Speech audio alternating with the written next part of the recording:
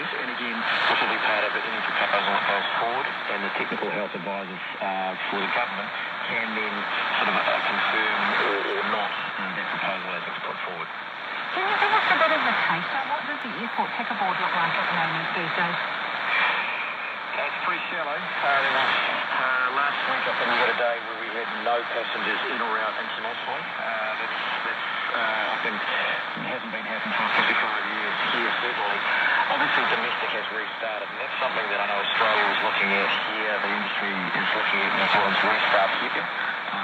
Look, I think, it's been very slow, naturally as people gear up, but certainly anecdotally, you're starting to hear people getting excited about domestic travel, getting around the country, and I think that's critically important for our tourism industry, our aviation industry, to start that travel going again.